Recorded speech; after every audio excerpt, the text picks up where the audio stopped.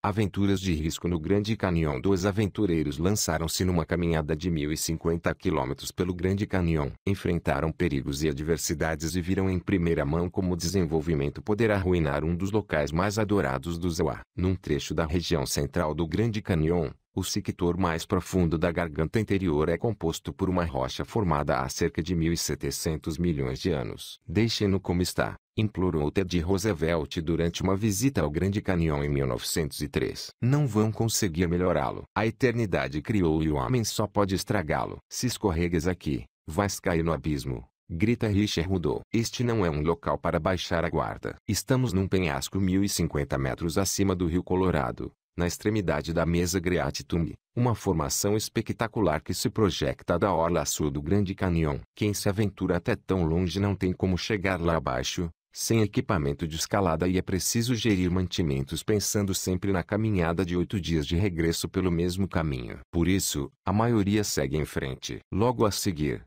a saliência ao longo da qual caminhamos nos últimos dias desaparece numa reentrância profunda na parede do desfiladeiro. Este local é conhecido como Olhos de Coruja devido a dois enormes buracos ovais existentes no penhasco. Além das agorentas órbitas oculares desta caveira rochosa, os Olhos de Coruja contam uma história trágica. Quase 4 anos antes, num dia soalheiro de fevereiro, uma jovem e bela mulher, amiga de Rich, caiu quando atravessava a passagem, precipitando-se para a morte. Estamos agora no mesmo terreno e em condições bastante piores. Uma tempestade abatera-se sobre nós na noite anterior, cobrindo o desfiladeiro com 23 centímetros de neve. Isto não era o que imagináramos no início da aventura, quando projectamos uma caminhada de uma ponta a outra do Grande Canyon. Como desígnio, não revela grande sanidade mental. Não há sequer um trilho que atravesse a totalidade das orlas norte ou sul. A forma mais eficiente de percorrer o desfiladeiro é flutuando pelo rio Colorado, que serpenteia pelo desfiladeiro ao longo de 433 quilômetros. Foi por esta razão que John Sley Powell,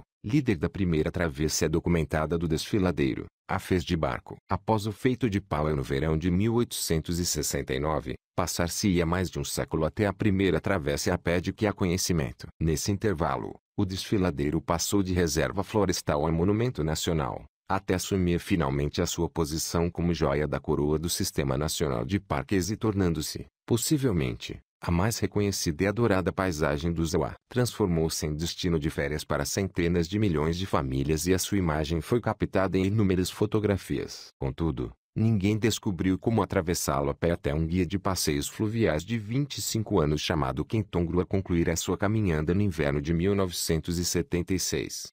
Kenton nunca divulgou seu feito, mas, à medida que a notícia lentamente se espalhava, surgiu um novo desafio para uma minúscula comunidade de viajantes radicais, de mochila às costas, entre os quais um engenheiro eletrotécnico chamado Richard Rudolph. No outono de 2015, Rich já completara centenas de caminhadas e explorações de ravinas estreitas no desfiladeiro e sentia-se pronto para enfrentar o seu maior desafio, uma caminhada de 57 dias, de leste para oeste, atravessando o lado norte do desfiladeiro. A data em que Rich e 2 companheiros estavam preparados para partir, quase 40 anos após a travessia completa de Kenton Grua, apenas 24 pessoas se tinham aproximado do seu feito, ligando uma cadeia de trilhos separados no sentido do comprimento do desfiladeiro, num trajeto conhecido como travessia seccional completa. O número de caminhantes que realizaram uma travessia contínua completa numa só tentativa era ainda mais pequeno. Até 2015 mais pessoas tinham posto o pé na Lua, 12, do que completado uma travessia contínua do Grande Canyon, 8. Quando o fotógrafo Pete McBride soube dos planos, contactou Rich e perguntou-lhe se poderíamos juntar-nos ao seu grupo. Eu e Pete tínhamos muitos anos de experiência na descida do desfiladeiro de barco, mas estávamos lamentavelmente mal preparados para o que nos aguardava. A única explicação para a anuência de Rich é ele ter se sentido influenciado pela nossa principal motivação para fazê-lo: averiguar os relatos inquietantes que ouvíramos sobre o futuro do desfiladeiro, que incluíam novos empreendimentos turísticos, maior número de voos de helicóptero e a exploração de uma mina de urânio. Desde que ocupou seu lugar no imaginário dos norte-americanos, o Grande Canyon tem provocado sobretudo duas reações: o ímpeto de protegê-lo e a tentação de fazê-lo render pilhas de dinheiro. Nos anos que se seguiram à expedição de Powell, mineiros acorreram ao desfiladeiro para reclamar concessões de extração de cobre, zinco, Prateamento. Na década de 1950, uma companhia mineira tentou enriquecer construindo uma linha de teleférico gigante para retirar guano de morcego de uma gruta e vendê-lo a cultivadores de rosas. Não durou muito. Houve até um plano governamental para construir 2 centrais hidroelétricas enormes no centro do desfiladeiro. Um projeto que teria transformado grandes secções do Rio Colorado numa série de reservatórios. A bem-sucedida campanha lançada para travar estas represas, liderada pelo Sierra Club na década de 1960, criou a ideia de que o Grande Canyon é inviolável. No entanto, eu e Pete ouvimos uma série de novas propostas, muitas das quais apresentadas por empresários inteligentes com negócios instalados nas imediações do desfiladeiro, em zonas não controladas pelo Serviço Nacional de Parques, mas pelo Serviço Florestal ou por uma das 5 tribos nativas americanas cujas reservas com estatuto federal se situam junto do desfiladeiro. As ameaças surgiam de todos os pontos cardeais: empreendimentos turísticos colossais, viagens de helicóptero ilimitadas e mineração de urânio preparavam-se para arruinar um dos melhores parques do mundo. Eu e Pete achamos que a melhor maneira de compreendermos o que estava verdadeiramente em jogo era seguir o exemplo de Quintongru e atravessar o coração do desfiladeiro a pé. Amigo, estás bem? Murmura Pete, abanando-me suavemente. Estamos em finais de setembro. O sol está prestes a pôr-se no nosso primeiro dia de caminhanda e eu encontro-me estendido sobre o estreito pedaço de terra onde deveremos passar a noite. O desfiladeiro surpreende aqueles que o desafiam com terrenos inclementes desde o ponto de partida. Acrescente-se a isso mochilas com 23 kg e uma vaga de calor de início de outono que elevou as temperaturas a 43 graus Celsius. Na manhã seguinte, Pete sentia-se ainda pior do que eu. Tinha câimbras tão intensas que, quando tirou a camisa, parecia que um rato se enfiara na sua barriga e corria, dos ombros para o estômago, em voltas sucessivas sob a sua pele. Ao 6º dia, reconhecemos que aquilo era demasiado para nós e fomos embora, deixando Rich e os companheiros seguirem viagem. No caminho de regresso, Pete estava delirante e desorientado e, quando chegamos a Flagstaff, foi-lhe diagnosticada a hiponatremia. Um desequilíbrio de sais e minerais provocado pelo calor que, não tratado, pode provocar a morte. Em finais de outubro, intimidados, mas não derrotados, descemos novamente o desfiladeiro, agora muito mais fresco, e retomamos a viagem no ponto onde desistíramos 3 semanas antes. Nos dias seguintes, percorremos um trilho disposto ao longo de um vertiginoso conjunto de saliências calcárias quase 300 metros acima do rio. Um padrão diário emergiu. Todas as manhãs enchemos-nos de papas de aveia e depois partíamos num trajeto de 19 a 23 quilômetros. Isto acontecia até o sol começar a pôr-se, instante em que, maltratados, arranhados e moídos, devorávamos um jantar reidratado e deitávamos-nos a admirar o céu nocturno enquanto ouvíamos as palavras de Abe num audiobook que Pete descarregara para o telemóvel. O livro chamava-se Desert Solitaire e era a homenagem de Abe à terra dos parques irmãos do Grande Canyon, Canyonlands e Arches. Pedi frequentemente a Pete que voltasse a reproduzir a parte em que Abe avisa os leitores para não saltarem para dentro dos carros no mês de junho seguinte e correrem até lá, na esperança de verem algumas das maravilhas que ele tenta evocar. Em primeiro lugar, não se vê nada dentro de um carro. É preciso sair da geringonça e caminhar, ou melhor, rastejar, de gatas, pelo arenito e através dos arbustos espinhosos e dos cactos. Quando rastros de sangue começarem a marcar o seu caminho, talvez veja qualquer coisa. Talvez, mas provavelmente não. Esforçava-me sempre por manter-me acordado para o parágrafo seguinte. Em segundo lugar, a maioria das coisas sobre as quais escrevo neste livro já desapareceram ou estão a desaparecer rapidamente. Isto não é um guia de viagem, mas uma elegia, um memorial. Isto que tem nas mãos é uma lápide. Aquelas palavras, escritas por Abe em 1967,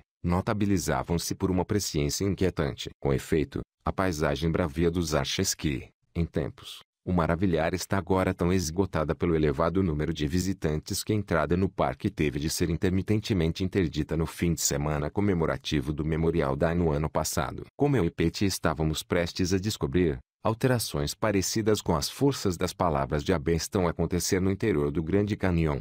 100 quilômetros de rio jusante de Lees Ferry, as águas do rio Colorado encontram-se com as do seu principal afluente no desfiladeiro, um rio conhecido como Little Colorado, cujas águas assumem frequentemente um tom azul turquesa vivo. O ponto onde os dois rios se juntam, chamado confluência, tem um significado espiritual profundo para muitos nativos americanos cujas terras ancestrais se situam no desfiladeiro, incluindo os Yavapai, os Zuni, os Hopi e os Navajo. Na manhã de 2 de novembro, emergimos na margem norte do rio e remamos até o outro lado para iniciarmos uma árdua subida de 1.050 metros através de uma série de íngremes recortes nos penhascos que acabariam por nos conduzir a uma zona isolada da orla oriental do desfiladeiro e a fronteira ocidental da reserva Navajo. Escolhemos esta rota por ser paralela ao caminho ao longo do qual um grupo de desenvolvimento de Scottsdale planeia construir o teleférico Escalade. Gôndolas com capacidade para 8 pessoas transportariam turistas desde a orla até perto do rio, onde os construtores planeiam um centro comercial com vista para a confluência.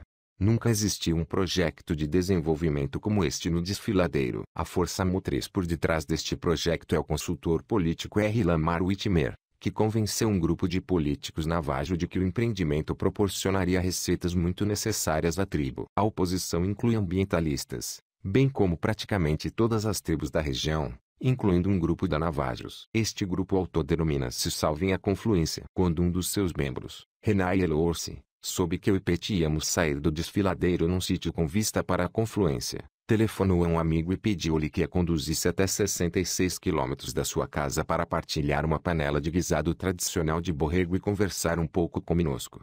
Segundo Renai, na reserva pululavam agora boatos de que Whitmer e os seus aliados estavam a reunir investidores para financiar o projeto multimilionário enquanto, ao mesmo tempo, forjavam novas alianças com os membros do parlamento Navajo, na esperança de contornarem o presidente Navajo Russell Begai, um destacado opositor do projeto. Quando os meus netos cá vierem, quero que vejam este sítio da mesma maneira que os meus antepassados o viram. Não queremos desenvolvimento nesta área, não queremos uma Disneyland à beira do desfiladeiro, declarou esta mulher de determinação feroz. O amigo que conduzira Renai Elorsi ao nosso encontro, um homem chamado Roger Clark, conseguiu contextualizar a afirmação. Diretor de programa do Grand Canyon Trust, um grupo de conservação que passou 30 anos a enfrentar as ameaças contra o desfiladeiro. Roger está preocupado com o plano do teleférico, mas está ainda mais preocupado com o facto de este projeto fazer parte de um conjunto de ameaças mais vasto que representa um ataque sem precedentes à integridade do desfiladeiro. Outra questão que o atormenta, bem como a muitos outros ambientalistas, é Tusayan, uma vila a 3 quilômetros da entrada principal do parque, na Orla Sul. Um consórcio de investidores quer transformá-la numa estância turística, potencialmente com milhares de casas novas e mais de 10 mil metros quadrados de espaços comerciais, incluindo hotéis de luxo e um spa. Tudo isto vai exigir quantidades enormes de água. Os empreendedores, liderados por uma empresa italiana chamada Stilo, argumentam que estão a pensar nas formas de trazer a água até ao local, incluindo por comboio ou construindo um aqueduto até o Rio Colorado. Mas também tem o direito de abrir poços na superfície da região árida da Orla Sul para aceder a um aquífero que alimenta várias nascentes e surgências das profundezas do Grande Canyon. Estas bolsas minúsculas onde a água irrompe através de fendas na rocha exposta e compõem menos de 0,01% da área de superfície do desfiladeiro. Mas cada pequeno oásis suporta uma rede complexa de fauna e flora. Os biólogos temem que qualquer perturbação destas nascentes repercutisse-á no bioma de todo o desfiladeiro. O Serviço Florestal do ZEU não tardou a recusar a análise de um pedido de serventia de acesso feito por Tusayan, essencial para o avanço do projeto. Contudo, os apoiantes da vila já superaram muitos obstáculos e, se encontrarem forma de vencer esta última dificuldade, o caminho ficará praticamente desimpedido. Tusayan não é a única ameaça sobre os aquíferos da região. 10 quilômetros a sudeste da vila, uma empresa chamada Energy Fuels reabriu uma mina após uma dura batalha em tribunal contra grupos ambientalistas e a tribo Yavapai e começará em breve a extrair minério de urânio. Um porta-voz da empresa rejeitou a possibilidade de algum acidente de grandes proporções. Segundo dados dos serviços geológicos do ZEUA, 15 nascentes e 5 poços na região do Grande Canyon contêm níveis elevados de urânio, sendo considerados não potáveis, parcialmente devido a incidentes ocorridos em minas mais antigas, onde a erosão e problemas de contenção permitiram a infiltração de urânio nos lençóis freáticos. Entretanto, um trecho de 35 quilômetros do corredor fluvial situado no fundo da extremidade ocidental do desfiladeiro foi aberto a tráfego aéreo ilimitado pela tribo Yavapai, cuja reserva faz fronteira com a margem sul do Rio Colorado. Graças a um pedido de alteração de uma regra da Administração Federal de Aviação requerida pelos Yavapai, A tribo pode agora operar diversos voos de helicóptero sem restrições. Estes voos estão repletos de pessoas que vêm apreciar a paisagem e voam abaixo da orla do desfiladeiro desde o nascer ao pôr do sol. O ruído que produzem é de tal forma intenso e contínuo que a zona é localmente conhecida como Beco dos Helicópteros. Cada uma destas ameaças pode destruir um pouco da majestosidade do desfiladeiro e, juntas, retirarão à paisagem a capacidade de fazer aquilo que a torna singular, que é incutir-nos humildade, demonstrando que os seres humanos são minúsculos em relação às forças que moldaram este planeta e que não somos o centro do mundo, resumiu Robert Clark. A maior ameaça, na opinião do meu interlocutor, é que Tusayan, o teleférico e o Beco dos Helicópteros tenham potencial para acelerar outros projetos de desenvolvimento. Ele referiu que o estrondoso sucesso dos passeios de helicóptero dos Hualapai chamou a atenção de alguns Navajo, que pensam que o sistema de teleférico poderá ser a âncora de uma explosão semelhante de passeios aéreos nos flancos orientais do desfiladeiro. Se esses planos forem concretizados e se o desenvolvimento de Tusayan avançar, as consequências serão devastadoras. De uma forma muito real, toda a extensão do desfiladeiro seria transformada em algo menos parecido com um parque nacional e mais com um parque de diversões, acrescentou. Depois do dia de Ação de Graças, eu e Pete regressamos ao local onde concluímos a nossa etapa anterior e começamos a caminhar para Jusante. 196 quilômetros mais tarde, voltamos a sair, na entrada da orla sul do parque. Seguiu-se um trecho de 106 quilômetros iniciado logo após o Ano Novo. O nosso ritmo diário era determinado pela localização das nascentes, das quais dependíamos para obter água potável, pulando de uma até outra. Num sítio chamado Horn Creek, tivemos de ignorar uma grande nascente contaminada por uma mina de urânio abandonada situada imediatamente abaixo da orla sul, que envenena as águas desde a década de 1960. No fim de janeiro, enquanto nos preparávamos para a etapa mais formidável de todas, um trecho de 249 quilômetros em torno da mesa Great-Tumb, o nosso amigo Richard voltou a entrar em cena. Ele e o seu parceiro, Shizatuori, tinham atravessado o Grande Wash Cliffs em finais de novembro, tornando-se a 9ª e 10ª pessoas a completar uma travessia contínua de todo o desfiladeiro. O seu amigo Davinali desistiu mais cedo devido a problemas respiratórios. Richa estava preocupado com os desafios que eu e Pete enfrentaríamos na Tumb durante o inverno, a altura em que as tempestades podem surgir sem aviso, despejando vários centímetros de neve sobre os incautos. Rich decidiu que tinha de regressar para nos guiar. E foi assim que, na tarde de 2 de fevereiro, estávamos todos rodeados por quase 30 centímetros de neve à beira dos Olhos de Coruja, interrogando-nos como chegaríamos ao outro lado.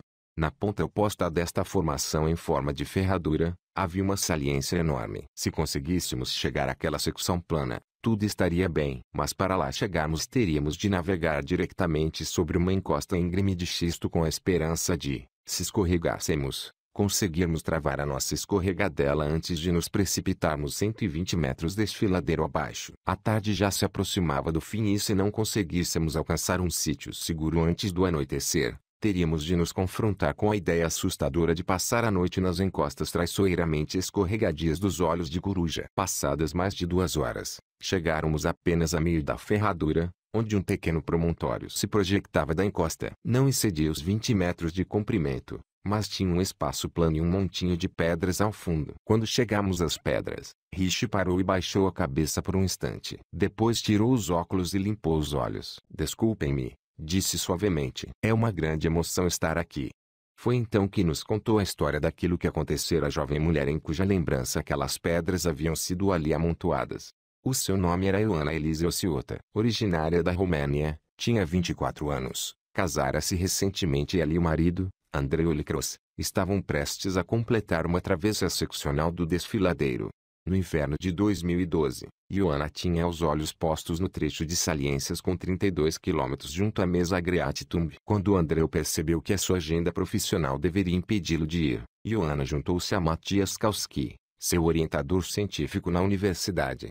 Estavam nos Olhos de Coruja quando Matias avançou pela encosta acima. Ioana optou por uma rota mais direta que a afastou do alcance visual do colega. Um minuto mais tarde, Matias ouviu uma pedra cair, seguida de um grito agudo e depois, passados alguns segundos, um estrondo oco. Esforçando-se por chegar à beira do penhasco, espreitou para baixo, procurando em vão por Ioana. No dia seguinte, o corpo foi descoberto. Quando Richard terminou a sua história, olhou para o ocidente, onde o sol se punha sobre a orla do desfiladeiro. Amigos, anunciou, vamos ter de passar aqui a noite. Nessa noite, toda a água dos nossos cantis congelou, apesar de o termos guardado dentro das tendas que montamos no pedaço de solo plano junto do memorial. Os sapatos também congelaram e, na manhã seguinte, tivemos de segurá-los sobre os fogões de campismo para descongelá-los. Levantamos acampamento e arrastamo-nos pelas encostas cobertas de neve, até saliência plana do outro lado dos Olhos de Coruja,